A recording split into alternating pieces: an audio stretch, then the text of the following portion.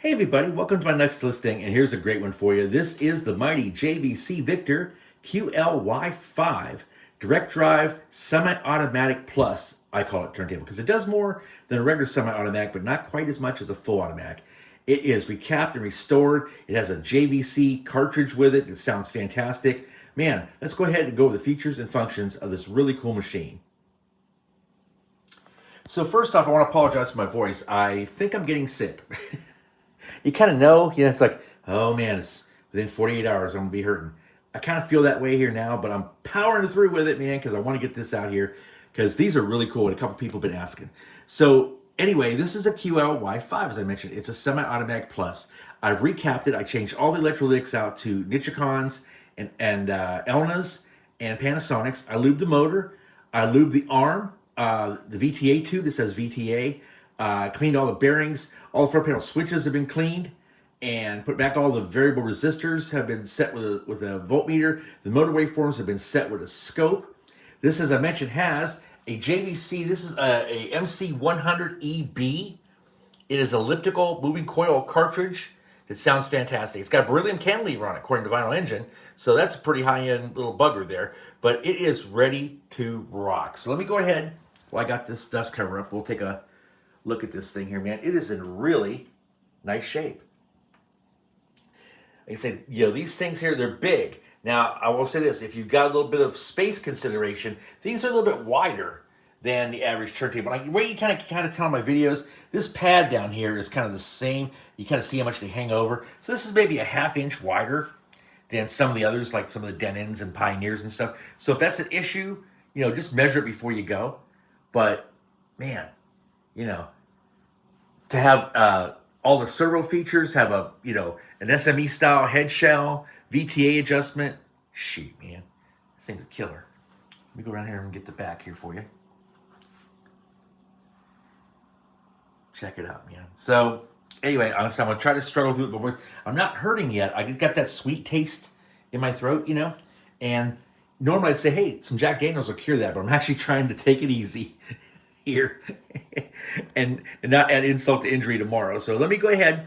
I want to talk to you about the artist I got going on today. This is a cool one. It might be a little short one because, he's a really well-known person in the music industry, but most people around here haven't heard of him. Great singer-songwriter, great music executive, put out a really cool album in the 80s that I have enjoyed since I got it new in the 80s. Let's go ahead and talk about Josh Leo. So the artist today is Josh Leo, not the baseball coach, but the musician, music executive, songwriter, multi-instrument Josh Leo. Anyway, if you guys follow me, you may remember, let me get a little bit about him. He was born in 1953 in Iowa and raised in Kansas City, but he moved to Chicago in the 1970s, and he joined that band, the Eddie Boy Band, with my buddy Mark Goldenberg. So if you guys really follow me back into the depths of Captain Mark videos, I featured the Eddie Boy Band. And they did one really cool record, but the band imploded because everybody, including Josh, this was his first recording, was this Eddie Boy record.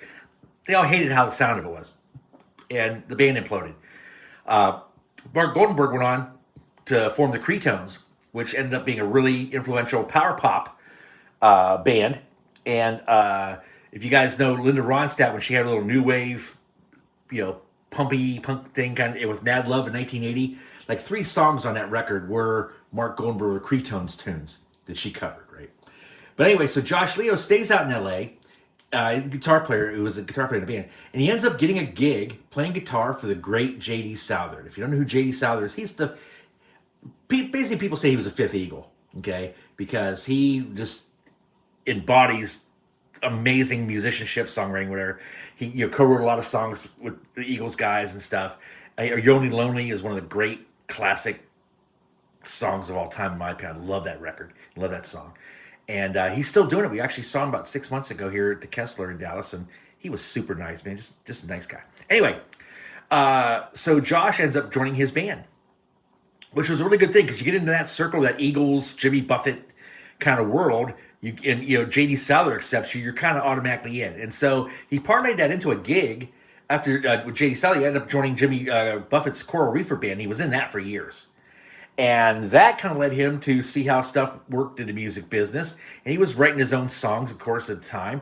And he actually ended up writing a song that got picked up by Crystal Gale and became a #1 country hit in like '82, I think it was. And Crystal Gale was Loretta Lynn's sister.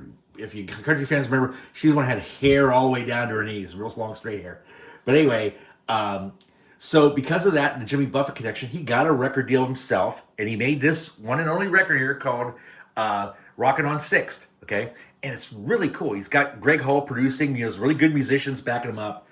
Really cool record. I'll play a track off of it here for you. Normally I would just say, hey, it's a really cool record, one off, one kind of thing. Here we go. But no, he really kind of parlayed that into like producing. Okay. When Craig Hall, who had done like the Motels, All for One, and he just come off Kim Carnes' Betty Davis Eyes, and you'd think this record would have been a lot bigger hit than it was, but it just didn't seem to go anywhere. Okay. Even though it was engineered by the great Nico Bolas. Oh my God. Speaking of which, if you guys want to watch something really cool since you're watching YouTube, go to the Sunset Studios, have a YouTube channel. I think it's called Sunset Sound. And they do interviews with like their engineers and musicians, people who played in there. They talk about the history of Prince records and stuff like that. If you get a chance to check out the ones with Steve Lukather, Luke is off the chain. He's insane anyway, but he's just amazing in this thing. He just calls it as he tells all the great stories behind all the Michael Jackson stuff and all the Van Halen stuff. And he played, he was either the ghost guitarist or the main guitarist on so many songs you wouldn't even believe. And he's fucking hilarious and a great dude, man. So check that out, by the way. But anyway, so Josh parlays that into this record here. It really doesn't go anywhere, but it's okay because he becomes with that songwriting thing. He gets entrenched in the Nashville deal, and he ends up playing on hit records like Peter Cetera and Glenn Frey and all this stuff. He ends up producing a record in '87 after this for the Nitty Gritty Dirt Band, and it's a little song called "Fishing in the Dark." And I know you guys might not be country fans, but oh my God, that is a iconic, probably one of the top country hits of the '80s, if not of the last 50 years. It's a huge, huge, huge country hit. I mean, if you Google it or YouTube it, you'll go, oh, everybody knows the chorus. It's one of those Sister Christian kind of songs that gets in your head and you can't get it out. And yes, I ruined your day. I ruined your day with Sister Christian. You're welcome. But anyway, like I said, that led him to actually get a gig in the industry. He became an A&R guy for RCA for years. He signed Martina McBride, who was the Pat Benatar of country music for most of that decade. Had tons and tons of hits. He's written, oh my God, okay, if I remember right, he's performed on 150 records. He's produced 21 #1 singles, and he wrote another 6 #1 songs. He's gotten 6 BMI Millionaire Awards. When your song gets played more than 1 million times on radio, they give you what's called a BMI Millionaire Award. He's got 6 of those. So just amazing talent. Still doing a thing. He had a #1 hit with Dustin Lynch here a couple years ago. They called Cowboys and Angels. So he's still out there doing it. And in the early 2000s, I'll end with this before I play the record. In the early 2000s, he formed a band called the Vinyl Kings. Okay, and it's him and a couple other guys from the Coral Reefer Band, Jim Malmed and Jim Photoglow, and I forget who the other guy was. But anyway, they get him and they get Larry Bryan, who was like the guitar player from Steppenwolf, the original guitar player. All these guys are like Nashville dudes now writing hit songs, and they did this Beatles-inspired record called A Little Trip.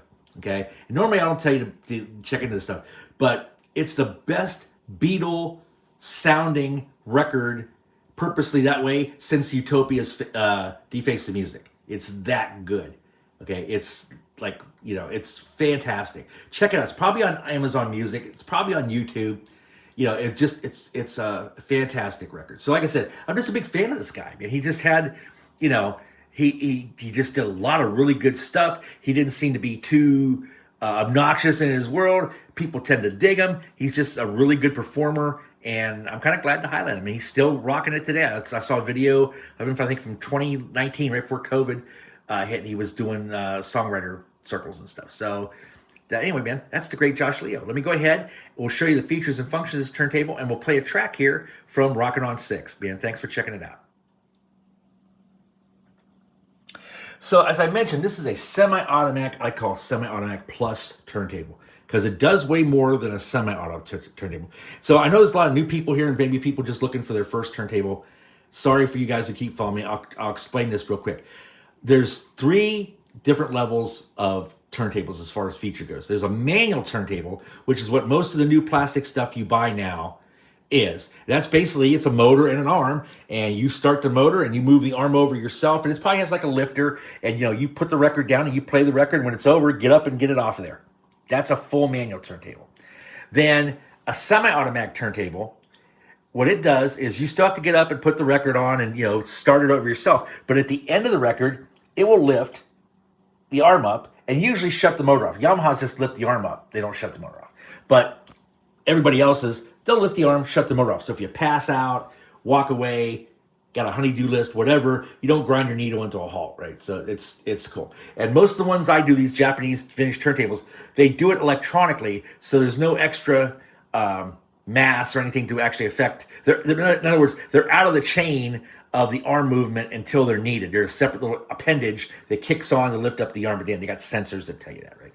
And then there's a full automatic turntable, which means you put a record on, you hit one button, the arm moves itself over and drops and plays, and then lifts up at the end and comes back. And those turntables can play the side over and over again. You'll see examples of that on all my videos here. Well, this one's kind of in the middle between semi-automatic and full automatic, because it does everything a semi-automatic turntable does. It has the cool locate features, which we'll show you here in a second, that like the dentists do, where you can motorize the arm yourself. But at the end of the record, instead of shutting itself off right here, it actually comes back and comes all the way to the end, and here shuts off. They literally call this reject. If you got you old fucks like me, that's what they used to call turntables, record players in the 60s. When you wanted to reject a record, you literally rejected it, it turned it off.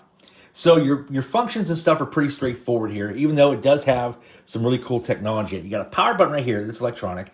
It comes on and it defaults to 33, okay? This is your turntable start and stop. This starts the motor. When you hit this, as soon as it gets to speed, you have a quartz light that comes on, right?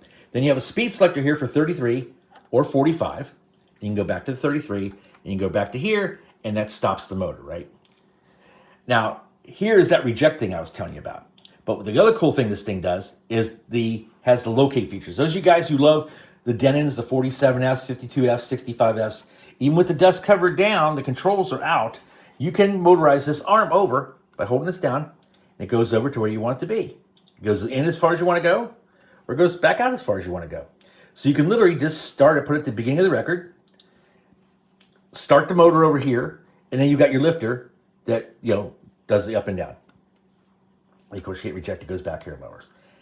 As I mentioned, this is a really cool JVC cartridge. It is the MC100EB2. And it's got beryllium cantilever, it's elliptical stylus on it.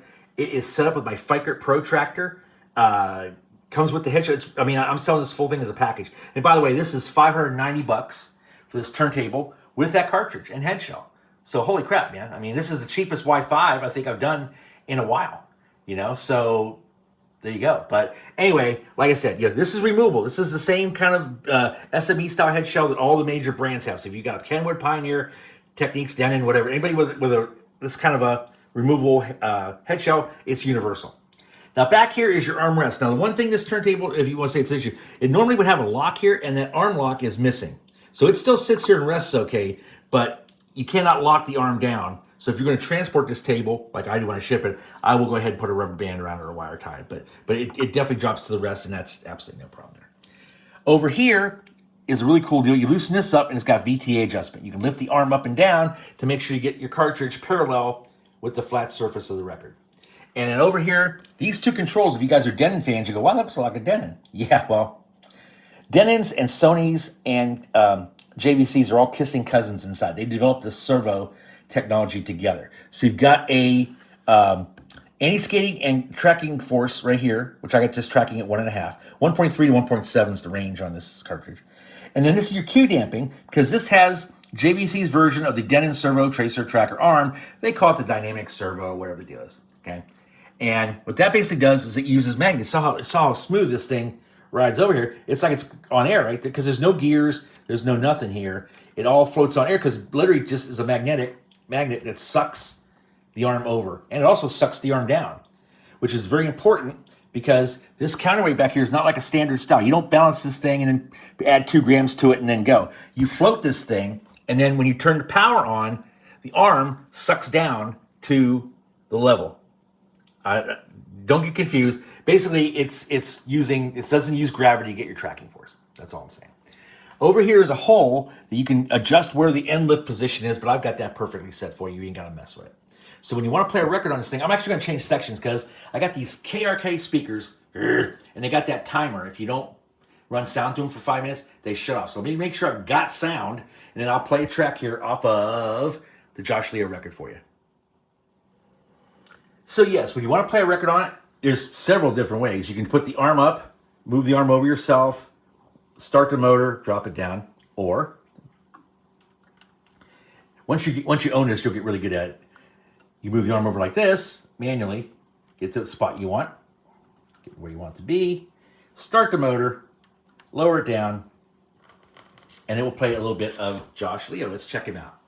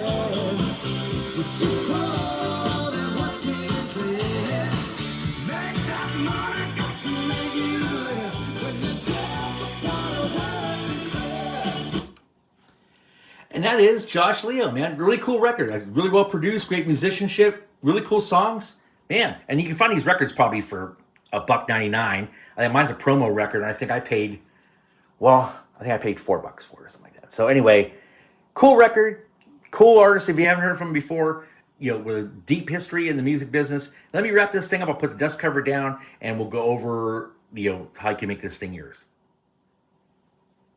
So with the dust covered down, man, thank you guys for checking it out. Snoop Dogg's here. He's sleeping in the other room. He ate like 3 bowls of food tonight. He kept whining and whining. I'd feed him. He'd whine and whine. I fed him. Finally, he's, I think he's passed out from eating, which is great because as I told you, I have to stand by the damn bowl for him to eat anyway. But anyway, with that being said, guys, thank you so much for checking this thing out. As I mentioned, this turntable with the JVC cartridge, set up my Fikert, recapped, restored, all that stuff, is $590 plus the shipping, which FedEx shipping, they're the worst there is except for everybody else. And I drive them all the way down to the airport, to the FedEx main hub here in my van. I keep as many humans away from them as I possibly can. They're double boxed. They tend to run between $80 and $120 depending on where you live, and I charge exactly what they cost. I don't make any extra. I don't even charge for the boxes and stuff. So whatever the FedEx quote is what I charge you. And that's why when I get your zip code, I get the quote. And, if they screw me and charge me $10 more, that's on me. So anyway, like I said, man, this dust cover, really nice shape. It's not perfect, but, I can get you brand new dust covers through my guy on the West Coast. But I think if you're any good with some Novus polish, you could probably get this one to be totally just ready to go, man. So anyway, thank you guys so much again. Hit me up on this thing. Hope I don't get sick. So if I don't answer your emails tomorrow or whatever, it's not me blowing you off. It might be me still being in bed. But next up, I got some high-end dogs coming. I got a 59L, and I got a 9010 Kenwood coming through. So if you've been waiting on those big honking dogs, now's your chance on those.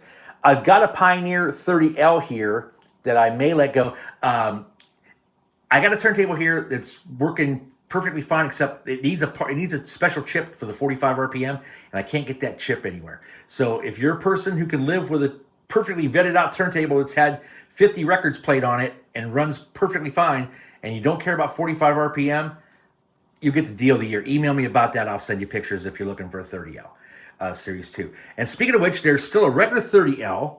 And oh my God, there's still a freaking 57L Denon with an S arm still available. A guy emailed me tonight asking about it. I'm like, that's got to be sold.